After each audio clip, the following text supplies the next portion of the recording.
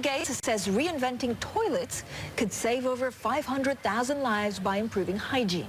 On Bloomberg.com, while more pain for the UK housing market, a key gauge drops to the lowest levels since just after the financial crisis, with Brexit taking the brunt of the blame. And our most read stories right here on the Bloomberg terminal. Well, in third place, cannabis stocks have surged after anti-pot Attorney General Jeff Sessions resigned. In second place, Chinese exports top estimates amid a rush to skirt higher tariffs. And then in first place, the White House has suspended the press pass of CNN reporter Jim Acosta. So head to the Bloomberg for more on those stories. Now let's get straight to the Bloomberg First Word News in New York City. Here's Taylor Riggs. Hi, Taylor.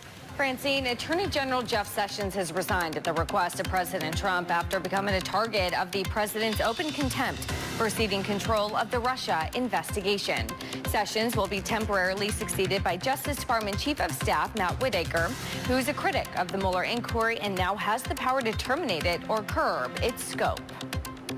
Goldman Sachs is promoting fewer employees to partner this year as new CEO David Solomon concentrates on the bank's core moneymakers. In a bid to keep the ranks elite, 69 staff are being elevated, down from 84 in 2016. More than two-thirds of them come from trading and investment banking, with back office staff and asset management bearing the decline in the overall size of the new class. Chinese export growth topped estimates in October as companies rushed to make shipments before higher tariffs kicked in. Exports rose 15.6% in dollar terms from a year earlier, well ahead of economists' forecast for growth of 11.7%. Imports also surged more than expected, rising by 21% over the year. However, shipments from the U.S. declined for a second month. The world's biggest importer of crude oil received record volumes last month. Purchases by China rose to 9.65 million barrels a day during October. That's according to data from Beijing.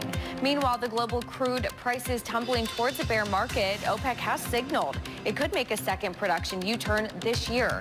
The cartel and its allies will discuss a 2019 output cut at their meeting this weekend.